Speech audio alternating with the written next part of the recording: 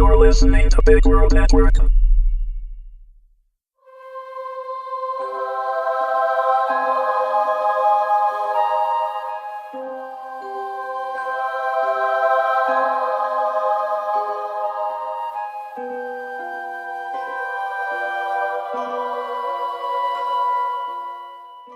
Litany of the Elementals, Episode 1.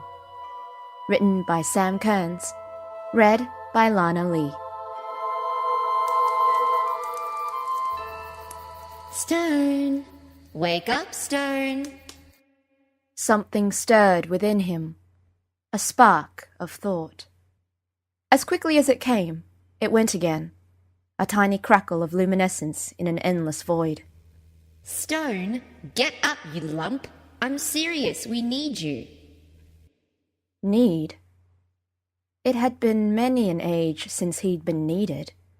It was rare for anybody to want him, which was quite how he liked it. Stone was never needed for pleasant reasons. People begged for wind, thirsted for water, and in their worst moments they even coveted fire. But Stone? Stone was eternal, a constant, reliable, and never far away. To be called upon was worrying. That was his first emotion. Worry.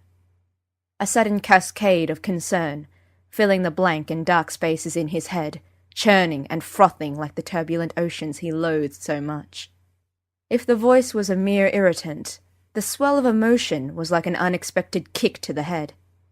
Stone's rotund eyelids rose into their grooves, exposing the hot yellow ashes burning within. His vision blurred as it tried to focus. This was always how it started. His eyes activated after his mind, and then, with the speed of hills growing into mountains, the rest would follow.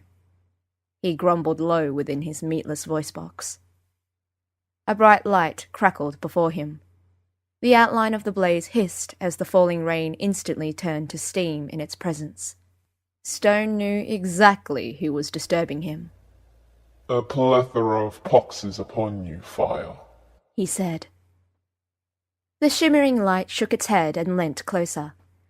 Stone could already discern Fire's mischievous grin, although all else remained shimmer and shade.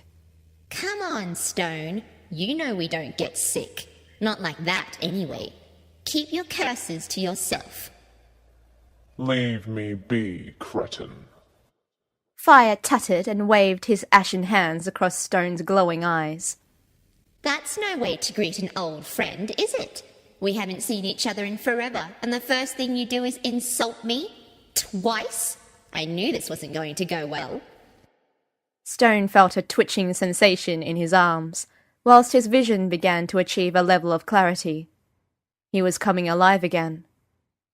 He wouldn't tell Fire, but the process scared him. They were made to slumber, to keep to themselves, and to only intervene when there was no other option. Awaking meant responsibility and work, and while he wasn't afraid of putting in the effort, he was always worried he'd do the wrong thing and cause untold havoc. For he was stone, heavy, immovable. And where he stepped, the world changed. You are not my friend, said Stone. Fire glowered at him. The line of his mouth glowed faintly, like a chasm during a volcanic eruption. A slow stream of lava dribbled from his lips, cooling against his obsidian teeth. It's not like I'm waking you up for my birthday party. Something's happening, something important. You need to be awake for it. Them's the rules. Stone blinked, his solid eyelids making a soft sound of impact. Those were the rules. The rules of Urth, the progenitor that bore them. He would never break the rules, so long as there were rocks and cliffs and peaks. He knew his place. Since when did you care about the will of the world? You are fire, chaos embodied. I thought you'd be the first to ignore the call of the wilds. Fire looked serious for a moment. That's where you're wrong, Stone. Even fire represents order. What I touch turns to cinders, only to make room for more growth. Without me, the world would be an almighty mess. Call me management. You don't like me, but you'd be lost if I didn't do my job. Now, would you get up already? If you don't, we might miss it. Miss what? The birth. Stone grumbled deep within his core and pushed with his emerging strength. With his vision restored, he now saw fire in his full glory. He was a spindly figure, 8 feet tall from the bottom of his blackened toes to the tips of the licking flames upon his head. Trails of fire wrapped across his body, shifting and dancing in the rising wind. As always, steam rose gently from where he burned, and Stone could discern the spitting of the rain as it touched him. They were alone in a deep wood, dark greens and browns flowing from the waterlogged earth.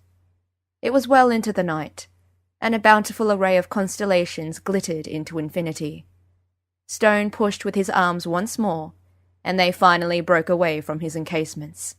Chunks of stone and earth rolled away into the puddles. As he rose, clumsy yet purposeful, fire grinned at him. Stone looked himself over. Moss and lichen fell unceremoniously from his joints, and his surface glistened with rainwater. I wonder how long I have slept, he mused. I do not remember my rock being this color. That's what happens when you spend a century sleeping in the open. The world is free to screw with you. Ugh, you practically reek of deer poo. Stone ignored him. You are a fool for waking me, and I should strike you to the dirt where you stand. There will be no more births. It is impossible. And you'd know, would you? Said Fire, taking a step back for good measure. You know the will of the earth and all who live upon it. Stone had the decency to look humbled. Nothing is above the earth. Fire inspected the stars.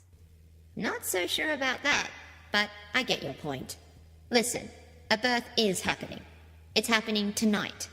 And it's going to take place not too far from here. You can either stand there complaining about the infallibility of nature, or you can come with me and see for yourself. Fire drifted with limber strides through the trees. Where he touched the leaves of the forest, the fire on his body vanished. Reckless though Fire was, Stone could see that his companion had no desire to disturb the fragile trees.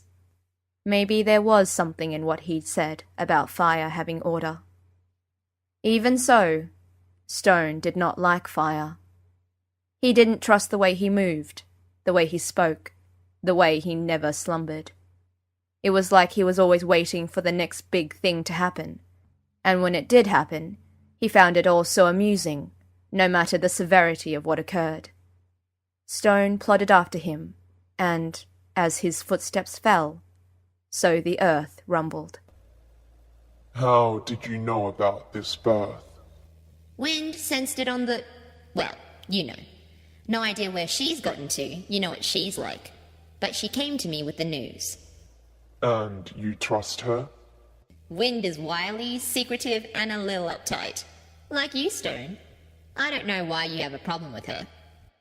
In truth, Stone had problems with them all, but that wasn't the issue. He was just irritable. Stone did not like to be awake.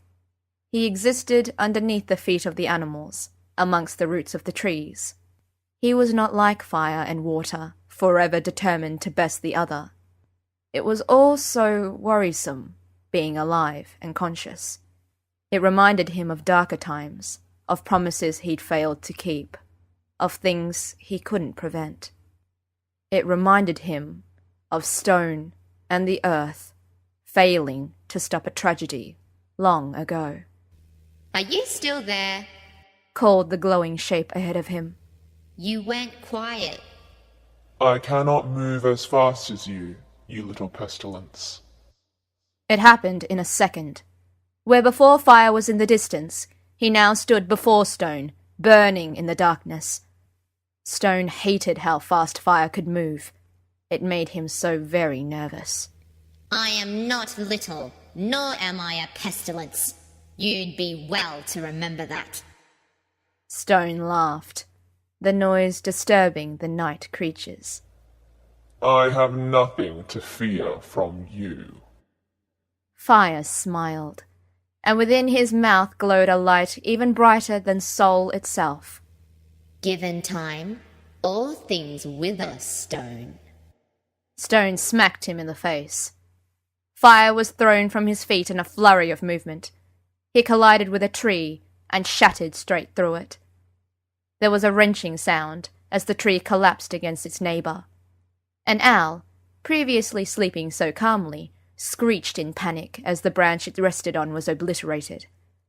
Stone watched sadly as the creature vanished into the sky, screaming. Silence spread through the glade.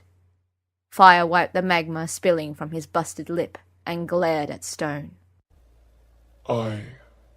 I'm so sorry, whispered Stone. I don't know why. Don't flatter yourself. We both know why. Fire zipped into a standing position, his movements so quick they didn't register in the void of Stone's mind. This is why I was the only one who volunteered to wake you. The others fear you, and for good reason. Stone remained quiet, his heavy feet sinking into the moist earth. You're closest to the Earth. If Earth truly had a sun, you'd be him. That's why you're the strongest. That's why you're the closest thing we have to a leader. Even after wind and water and fire have perished, Stone remains, he said. He spat a smouldering lump to the floor, and a section of the brush crackled into life. You don't know your own power. Fire turned and stalked off without another word. Stone watched him go, his polished heart heavy in his mighty chest. He took a deep breath of the still night air and followed, step by step, brooding on the power that lay within him, a power they all feared. And yet, his power hadn't been enough in ages past. It hadn't been enough to stop the great enemy from damaging the Earth beyond repair. They all knew it, and would never forgive him for his failure. Curse being awake. Come on, said Fire sullenly through the branches. Something will be born tonight, and the elementals must be there to witness it.